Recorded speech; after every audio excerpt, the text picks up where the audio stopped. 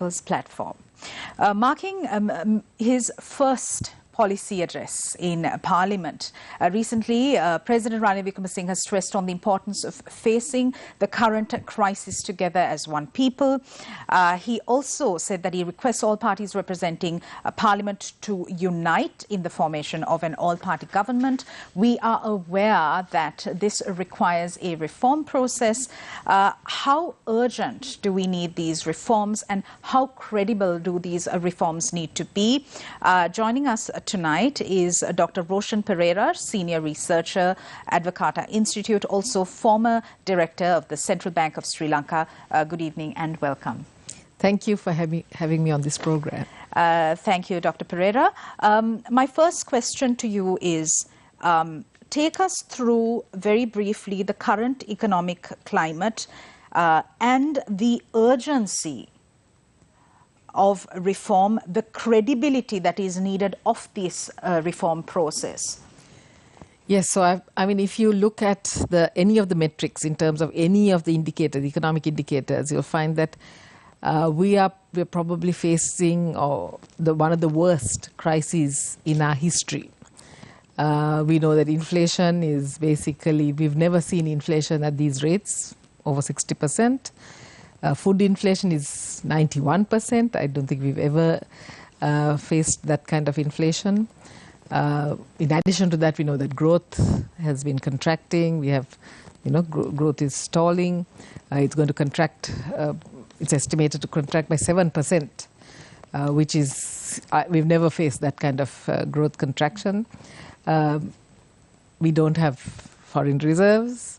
And basically, it's a hand-to-mouth existence, right? Every time we want to pay for a fuel bill or import some open ALC, basically it's trying to scrounge around and get the dollars in order to be able to meet our basic needs, like food, fuel, medicines, etc. So, in every way, if you look at it, we are facing a really very difficult situation. And to put it right, basically, we need to do a lot. We need to do huge changes need to be made in terms of the economy, in terms of the way we are operating at the moment. And we need to do it now. In fact, we should have done it probably a few years ago. And then we wouldn't have faced this. So it's too late, or it's late. And we really can't delay any further. So I think the urgency is every month, if you look at the indicators, they're getting worse and worse. So the urgency is that we need to do these reforms immediately, really. All right.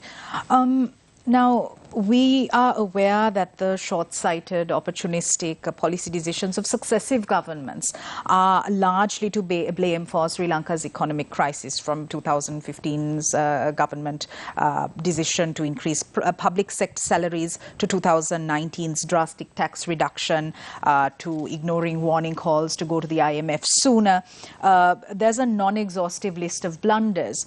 However, to fix or rectify these blunders, to resurrect the economy, as it were, it requires specialist advice and consultation, and this needs to be done at a multi-stakeholder, multi-sectoral level.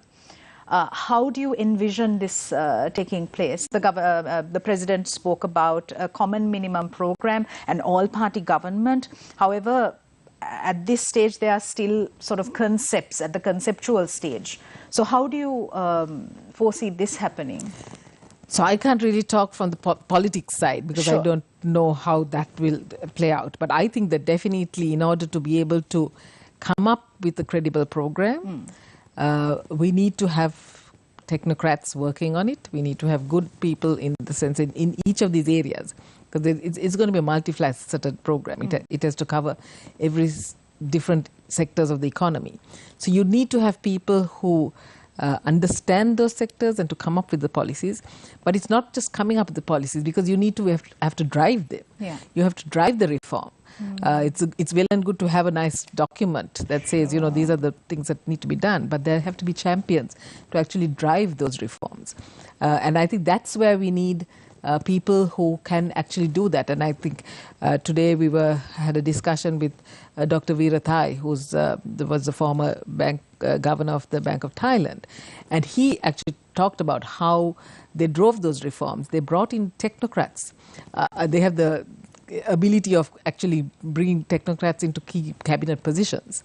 So he's one of the deputy prime ministers, the treasurer, the minister of finance, were all technical experts, who actually brought into those positions to actually drive the reforms. Right. So we don't have that. We can't do that, but we can certainly bring in the experts to assist in this program. I mean, you can set up a special unit, or you can set up, some kind of a structure where you can get the expertise to help you, because driving this reform is much harder really than coming up with the reforms, because it's not that we don't know what we need to do. Right. If you look at any of the previous programs that we've been in with the IMF, you look at World Bank reports, you look at even our own consultants who have come up with these reports, you can see, they've time and time again we've been told the same thing. You've got to do this. So it's not that we don't know what to do, it's a matter of actually doing it, and that's where the difficulty lies, and that's where you actually need people who will be able to drive that reform. Right. One of the other root causes of Sri Lanka's downfall has been the gross, almost criminal mismanagement of public resources. And state-owned industries, state-owned enterprises is one of these segments, as well as investments made on white elephant projects. So speak to us about how we can go about this Herculean task of salvaging the economy, given the fact that there needs to be systemization and prioritization. Everything is messed up.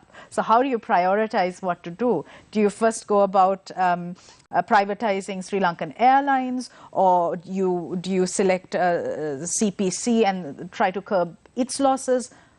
How does one go about doing the prioritizing? So I think what you have to see is what are the SOEs that are really having an impact on the economy, right? On the government, or the treasury, or even the banking sector. Because what you find is, yes, some of it there's a direct fiscal impact, but many of these SOEs actually their losses are on the balance sheets of the banks, which has implications for their financial stability. And also the ability for them to lend, because that capital is tied up. So you really need to see what are the SOEs that are making the highest losses and have the highest impact in that sense in the economy. So if I give you an example, I mean, basically if you look at just three SOEs, that's CPC, CEB, and Sri Lankan Airlines. Right. In 2021, they account for something like 270 billion of losses. That's insane. Exactly, because you can sort of fund Samurdhi 5 times over just through the losses of those three enterprises. So you can see where the problems are and what needs to be addressed quickly. And then priority. So it's not that you're going to privatize everything. You can't just privatize everything. You can't. I mean, you have to look at each of the SOEs on a case-by-case basis. Certainly Sri Lankan Airlines, and today there was a very good session on that at this. Is there a case for the country for the government to own an airline? We know that recently India basically divested of their Air India. So the government does not own an airline. It's all private entities that run these airlines. So does the government really need to run an airline? I mean, don't we have enough commercial airlines to meet the need of the country, to bring in the tourists in? Because when you look at the bleeding that takes place through Sri Lankan Airlines, it's a drain on the whole economy. Right. So that is definitely one area that has to be addressed quickly. The other thing is the CEB and CPC. Now, CPC, actually, we've already seen one of the biggest problems is that they don't have cost-reflective prices, right? So their pricing was much lower than the cost at which they were actually had to supply these. And as a result, they were making continuous losses. Now that has sort of been addressed. It needs to be, that pricing formula needs to be implemented in the right way. You can't be just, arbitrarily changing prices. So it must be in a very scientific way done that. It must be done. But also there are other inefficiencies that also need to be addressed. CB is still to be, there's still conversations going on, but they have not still addressed the pricing issue. Right. Because since 2014, prices have not been adjusted. There was a consultation, the PUSL and I think CB put out, the rate structure, but still that has not been implemented. So the longer you delay these reforms, or the longer you take action, these institutions are going to continue to make losses, and the country no longer can afford that. So I think you have to look at each of these SOEs and start with the ones that have a bigger impact on the economy, on the treasury, on the taxpayer, and start reforming those, and then keep going on. Yeah, so that's the prioritization basically. Sure. On this same note, I'd like to go to a tweet by the Minister of Power and Energy, Kanchana Vijayasekara. He says multiple reasons for CPC losses: selling products at subsidized rates for years, rupee depreciation, dues from Sri Lankan, high premiums, demurrages and bank interest due to financial situation, overstaffed, inefficient and overpaid, 25% salary increment on a collective agreement since 2012, not operating refinery and depending more on imported refined products, high distribution costs. Over the past few weeks, we've seen how the fuel crisis has now been managed to an extent using digitization, using innovation almost compared to other sectors, which was used towards problem solving, which we need to commend in this crisis situation. How can we use this process of innovation, digitization in other areas, aspects also, because people, the common man, especially the masses, still are struggling when it comes to medicine, day-to-day goods, pricing, etc. Doctor? So I think you said the right thing. Actually, the digitization, it's very good, because I think now it's much more streamlined. But it's just a process of being able to, helping to distribute the limited fuel that is available. So we really have not addressed the fundamental problem that we have insufficient fuel to satisfy all the needs of the economy. So for that, we need to have dollars, basically. Yeah. Without the dollars, we cannot bring in enough fuel to service the whole economy. But certainly, it has been very helpful in terms of allocating that scarce resource among the different competing requirements. The thing is, it can work for that, but it's not the solution. It's not the final solution. But I must say that digitization, it hasn't been used, or we have not tapped the potential of digitization in this country. Yeah. And many countries, I mean, to improve productivity, that's one way in which, particularly in government, many countries have used digitization, digital services. I mean, we know the experience from the passport office, right? And when we go to the passport office, you give your documents, but everything is scanned and everything is handed over to you. And the next time, basically, you don't have to even take all your documents because they already have copies of them. Right. And it's so streamlined. Everything is streamlined. So and it's not rocket science. It's a very simple thing. Yeah, absolutely. So definitely there is. I mean, we have not tapped the potential of digitization, and that can really improve productivity within the public sector, which we are saying is unproductive. So I think your question on digitization, I think is there's something definitely that we can use. I mean, we've seen we have IT companies that are creating solutions or developing solutions for people around the world, but we don't seem to be tapping that potential in our own institutions and our own companies, and particularly in government. When it comes to state-owned enterprises, another issue is the fact that it's massively overstaffed, and we aren't talking about how we can fix this in a manner in which people don't just get laid off from their jobs, because you can't really do that. Also, yes, we have systems of VRS, etc. But what is the manner in which we can rectify this issue? Yes, so I think if you look at the salary issue, I mean, it's huge, because a huge proportion of our expenditure goes on salaries and wages. And a lot of it is unproductive, because what are they producing? What are the service that is being provided? So I think that has to be addressed addressed urgently. But as you say, you can't just lay off workers. So I think there were some very novel solutions that were proposed by various people. But I think the first thing is we have to freeze recruitment. I mean, we don't need, and that is a conversation we can't really see happening. Immediately you have to freeze recruitment, because basically you already have too many people in the public sector.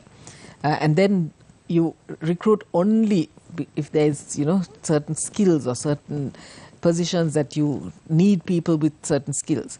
Otherwise, you should be able to transfer people from, departments or ministries as and when there are vacancies created. Right. So I think that is absolutely crucial. But apart from that, I think there has to be some kind of reskilling. And I think there's a conversation going on, reskilling, because the private sector is having an issue. I mean, there are certain sectors in the private sector that are finding it difficult to find workers, or at least was. I don't know whether now with the whole economy kind of declining, but should be able to reskill and actually move into those areas. Okay. And even within the public sector, you should be able to. I mean, these. You have to come to another level where you're doing things at a different level, or with different skills. This not only the public sector, I think the entire private sector. You need to skill people, and I think the president made that comment. Basically, we need to have people with high wages. You need to, and at the moment, but to have high wages, you need to have better education. You need to have better skilled workers, and that's the only way that you can move up in as a country, because when you have more wages and people have more wages, then you also get people to be spending. They're spending, and then that also generates income and economic activity.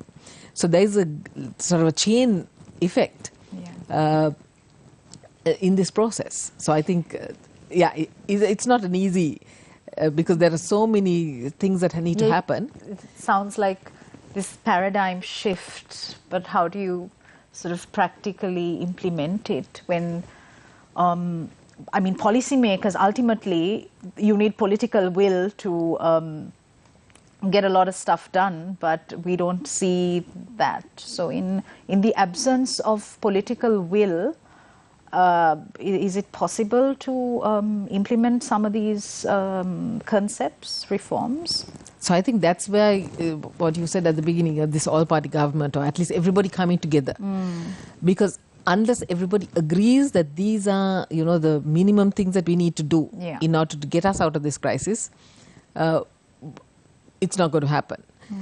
Because, as I said, I mean, you can have a program, you can, do 6 months, and then after 6 months, it becomes too tough, and there'll be criticism, and you'll have, instability.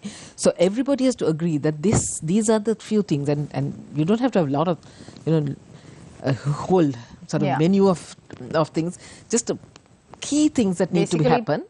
Put aside party politics, agree on a common minimum program, and just implement it, right? Exactly. And I think that's where the pressure from the people also need to come. And people need to understand that they too have to be part of this. Because what will happen is when things get very tough, people will say, we don't want this. We want to go back to where we were. But people have to understand that you have to take the hard reforms. You have to go through that pain if you want to come out of it and to be better. On that note, I'd like to talk about the measures that the state the government must take to cushion the impacts of these reforms? Especially, Dr. Pereira, speak to us about the need for social safety nets, especially for vulnerable people. Yeah, so I think this problem of households, I mean, basically we've seen more and more households going into poverty. Yeah. It started with COVID. I think there was an estimate that something like 500,000 households went into poverty, or went below the poverty line. This has probably increased much more in this current economic crisis. So there really needs to be a way of cushioning them. And plus, we're talking about all these reforms, right? So already we had price adjustments on fuel. We're going to have price adjustments on electricity. And then there's a depreciation. So and then interest rates have gone up. So all these have impacts on households. So how do you need to protect the vulnerable households? The best way to do that, I mean, we have the Samurdhi program. We know that the Samurdhi program has not been effective, though we've had it for, I don't know, probably a few decades. It has not been the most effective program. We've used it for the COVID, we've used it to help households during COVID, but in this crisis, I don't think that's going to stand up to, be able to really cushion households through the crisis. So I think we really need to think of how we're going to, give these households. And I think what we need to do is you need to give them cash transfers, because basically a household needs something like 50,000 or 100,000 or something, to live. This Samurdhi program just gives you something like 2,500 rupees per month. What is that? That is a drop in the bucket for a household. So it needs to be properly implemented. You need to have you need to give people sufficient income to actually live, to be able to make an impact on their lives. Yeah. So I think that needs to be done. But how are you going to fund that? That's a big question, right? Because government already does not have the resources. We're all saying that, there's a huge government deficit. And that's where we come into taxation. Right. So the only way in which, the one way in which we can finance this is through taxation. And as you know, we have completely destroyed our tax system. It's been over time, but in the recent past, we've really completely destroyed the whole tax system. And we need to go back. We need to go back and put that right.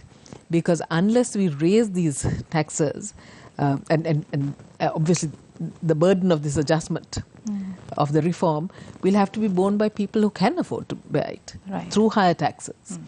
And then you transfer those, whatever, additional resources you get to people who are, unable to manage. And I think we need to do that. So you need to protect people who are, struggling, because otherwise you'll end up with social unrest. And that has happened in countries, and we need to be aware of that. Right. Countries that have gone through crisis have seen periods of social unrest because of, basically the inability to be able to even afford, your basic needs like food and. And a point you made about the quantification of these amounts that are given to vulnerable people. I think there needs to be dignity attached to that quantification as well. You can't just hand out 2,500 rupees and expect them to run the whole family with that. Yeah, exactly. And that's where it comes to, we need more evidence, sort of, like it has to be scientifically based, whatever program or whatever policies we implement, there has to be some scientific basis. So even when I say taxation, okay, we know what the deficit is. We know how much revenue we need to earn. Okay, then we work backwards. So then how much do we have to earn through taxes? What are the taxes that we can change, or what changes need to be made in the taxes? Are there new taxes that we need to introduce in order to be able to earn the revenue that we need? And in the same way, as you said, in terms of the social safety net, how much, we have very good data actually. Yeah. It's just a matter of using that and saying, okay, how much does a household of 4 people need to live for a month? And then, okay, how much do they earn? And then how much do they need to be able to bridge that gap? Right. So I think all this has to be done in a very scientific way, and not in this, ad hoc way of just giving people, few thousand rupees and think that everything is going to be fine. All right. We are in conversation with Dr. Roshan Pereira. We're going for a short commercial break. Be right back.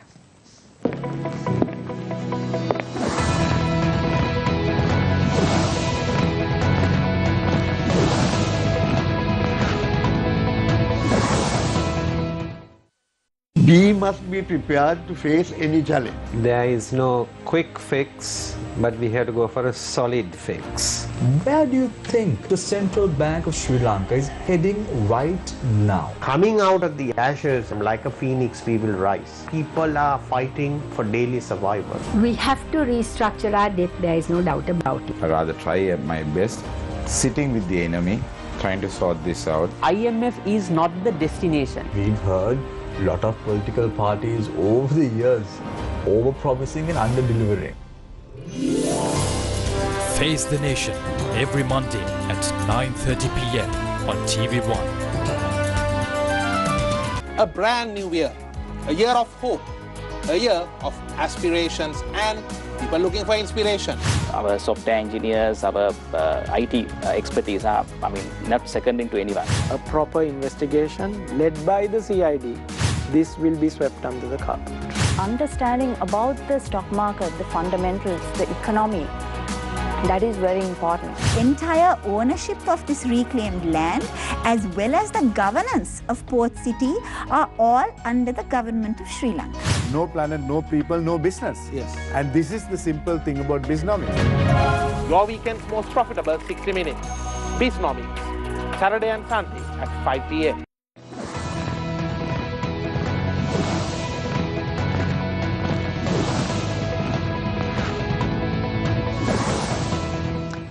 Welcome back. You're with the People's Platform. We're in conversation with Dr. Roshan Pereira, Senior Researcher at Carter Institute. Dr. Pereira, you were also a former director of the Central Bank of Sri Lanka. Printing money can't be the first option during times of crisis, only a last resort. However, time and time again, we've seen the manner in which money printing has been resorted to without any sort of qualms.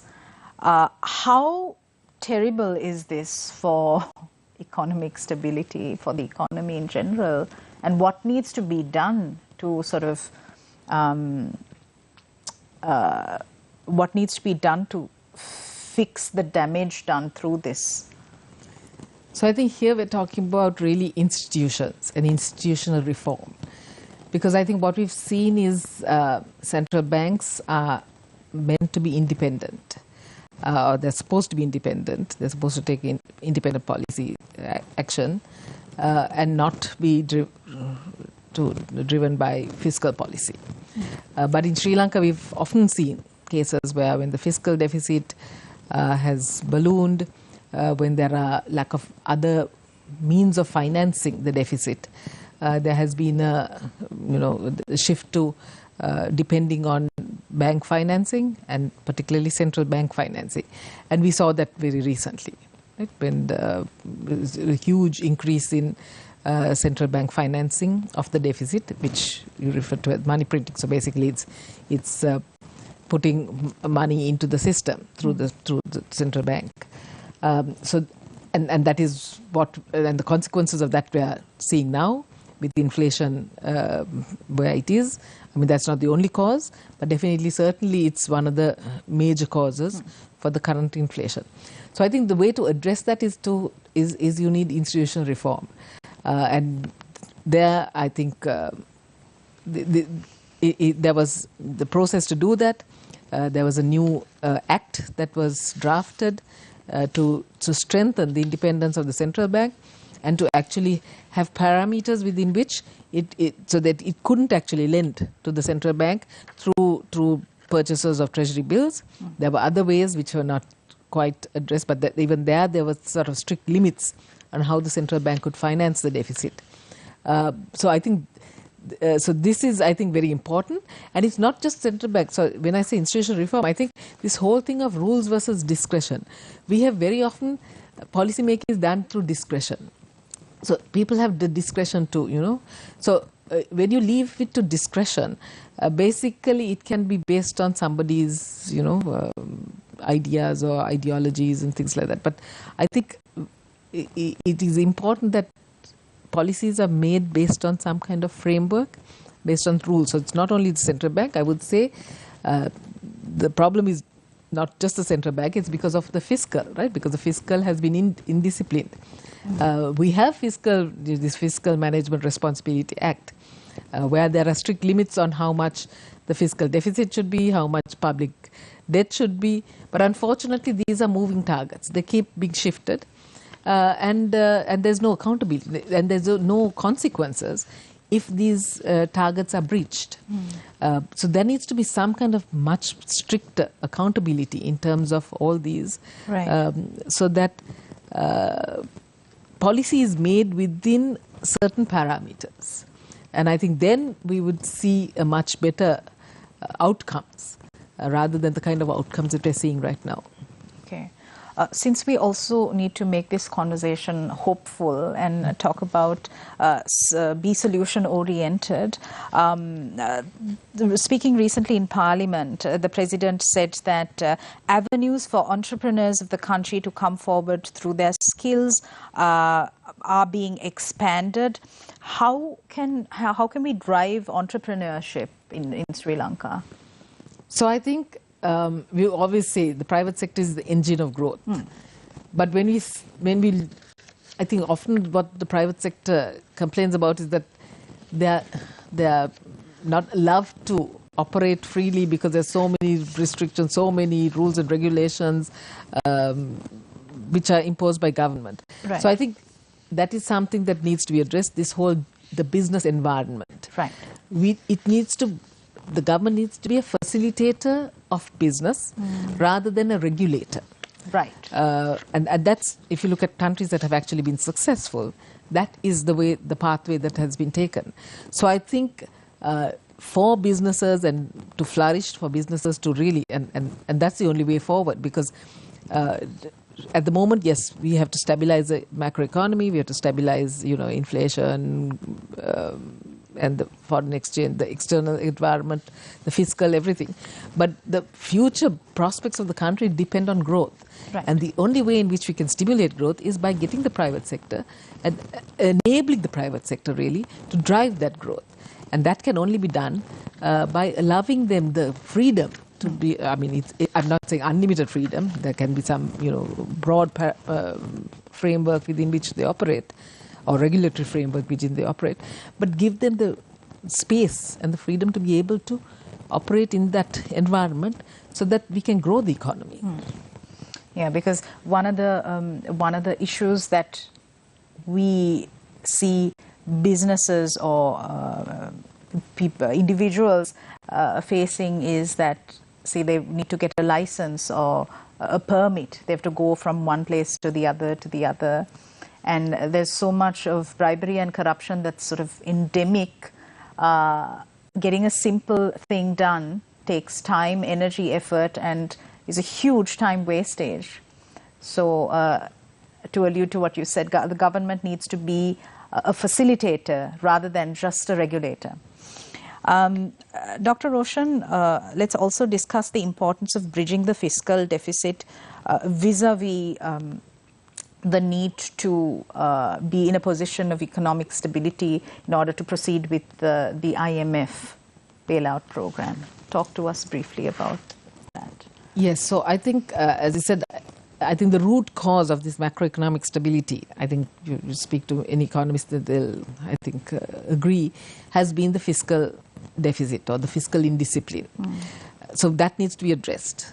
How can you do that? Okay, you have some kind of expenditure, you can rationalize expenditure, reduce unproductive expenditure which is going to unproductive areas. But there's only so much that you can do on the expenditure side. I think, as I said before, I think taxation is the area that we really have to focus on. Right. Because we have completely destroyed the tax system. We really need to increase, because compared to even countries in our region, we are one of the lowest. We have one of the lowest tax rates, highest thresholds, and low tax to GDP ratio. So the amount of tax that we are collecting is low, even when we compare ourselves around other countries in the region. Right. So we have to improve that. But who pays the taxes? It has to be the people who have the incomes. Right. If you look at the distribution of income, 20% of the population, basically of the highest deciles, enjoy 50% of the income. So basically, the taxation has to be skewed more towards the people who can afford to pay. And I think that really needs to be driven. All this time, I think there's a lot of vested interest and a lot of lobbying that has brought our tax system to where it is now, and we're paying, one of the lowest tax collections even in this region. So I think that needs to be addressed. So it has to be revenue driven. But as we talked earlier, yes, we need expenditure rationalization, SOE reforms, public sector reforms. So it is a whole lot of things that need to be done. None of them are going to be popular, but I think that's where we need to be able to communicate with the people and make people aware that if we don't undertake these reforms, basically the outcomes are going to be much worse. We're going to get into a much worse situation. So I think people need to understand what are the options that we have. Either we have to go through this pain, or if we don't, basically we will be in a worse situation. We see a lot of skilled individuals, youth, leaving the country in search of better economic conditions, in search of more stability for themselves, their children, and I don't think it's fair to blame them. But how can the country tackle this issue of brain drain, given that we are still sort of struggling to come up with a structure, a system to enable this economic stability aspect? So I think, so immediately, what we have to address is the macroeconomic stability. We have to ensure that that's there. But also we need to generate the kind of jobs that will attract these young people. They need to be able to earn incomes that are, enable them to go to have decent lives, or to be able to live because they're all striving for a better kind of life. Yeah. So I think, and that's where we have this whole conversation about the doing business and the business environment, so that you encourage businesses to enter into those kind of industries or sectors that will attract these young people and keep them here, where they'll be earning higher incomes, so that we don't stay in this low wage, low skill kind of economic environment, but we go into a high skilled, high wage kind of economic economy. It's not easy. Obviously, the education system is one place that we really need to revamp, so that we have people coming out of that who have actually the skills to be able to go into this kind of job. Right. And to be absorbed by that. We have the IT sector, which is always complaining that they don't have enough people. There's work, but there aren't enough people. And there are several companies that are actually moving out because they can't find the skilled people. So on the one hand, we have people. On the other hand, we don't have the right people with the right skills. So I think that needs to start right from the education sector. And that way, I think we'll be able to retain them, because those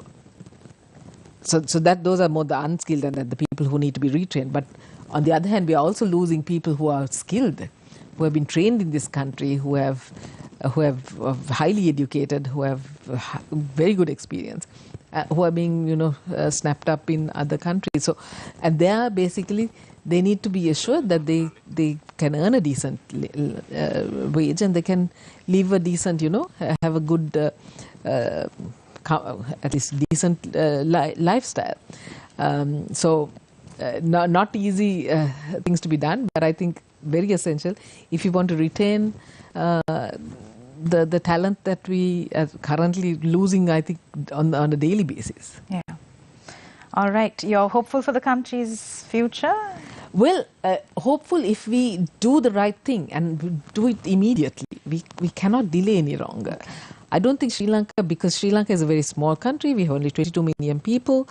We started out, our starting point is much better than a lot of countries. Right. We can deteriorate fast, but basically, given those conditions, if we take the right decisions and we make the right, policy changes, I think we can come out of this. All right, perfect. Thank you so much, Dr. Roshan Pereira, for joining us on this edition of the People's Platform. We'll see you again on Monday with the Sinhala edition of the program. Have a safe weekend. Good night.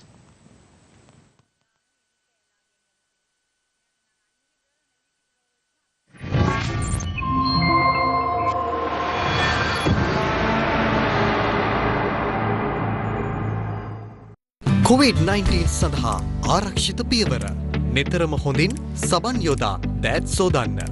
සබන් හෝ විසබීජනාශක මධ්‍යසාරයක් භාවිතා කර දෑත් පිරිසිදු කරන්න. සෑම විටම අන් අය සමග මීටරයක දුරස්ථභාවයක් පවත්වා ගන්න. හැකි සෑම විටම නිවසේ රැඳී සිටින්න. නිරතුරුවම නිවැරදිව මුඛාවරණ පළඳින්න.